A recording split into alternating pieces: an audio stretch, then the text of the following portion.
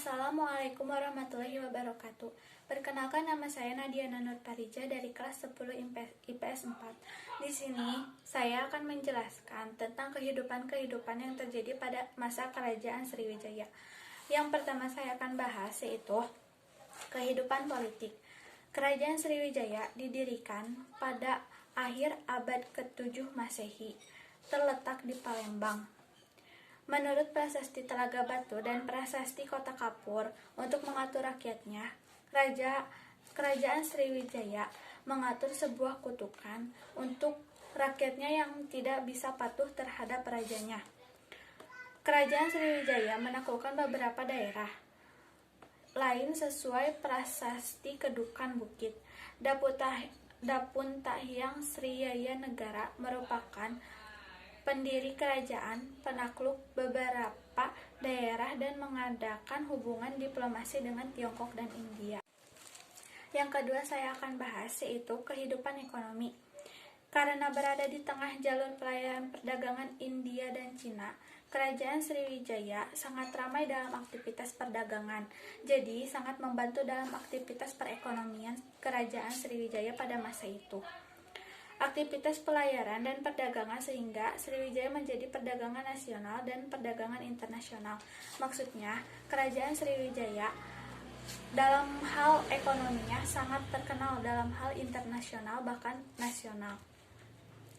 Kapal-kapal yang singgah ke Sriwijaya harus membayar pajak.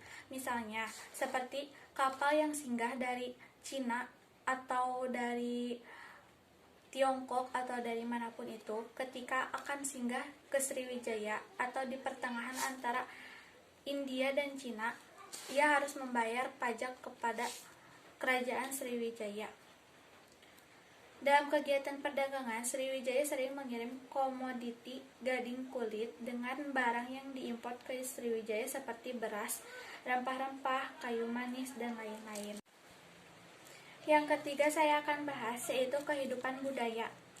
Mengapa Kerajaan Sriwijaya menjadi salah satu pusat agama Buddha? Karena perdagangan Sriwijaya yang ramai pada masa itu mempengaruhi budaya asing, menjadi terbuka seperti nama-nama khas India dan agama Hindu Buddha. Menurut Ising, bahwa banyak pendeta datang dari Sriwijaya untuk belajar bahasa Sanskerta dan menyalin kitab suci agama Buddha.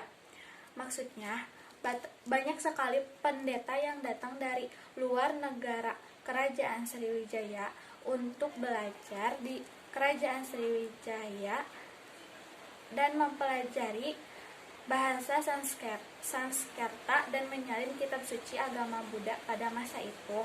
Maka dari itu, inilah salah satu alasan yang menjadi pusat agama Buddha berada di Kerajaan Sriwijaya. Bahasa Melayu kuno juga sudah berkembang di Sriwijaya melalui aktivitas perdagangan. Maksudnya, dalam aktivitas perdagangan ini mempengaruhi adanya bahasa Melayu yang berkembang secara luas di Kerajaan Sriwijaya tersebut. Adapun beberapa peninggalan atas Kerajaan Sriwijaya yaitu Candi Muara Takus, Candi Muara Jambi, Candi Biaro Bahal, Prasasti Kota Kapur, Prasasti Ligor, Prasasti Kedukan Bukit, dan Prasasti Telaga Batu. Demikian penjelasan dari saya atas kehidupan yang terjadi pada masa Kerajaan Sriwijaya. Terima kasih. Maaf apabila ada kesalahan kata. Wassalamualaikum warahmatullahi wabarakatuh.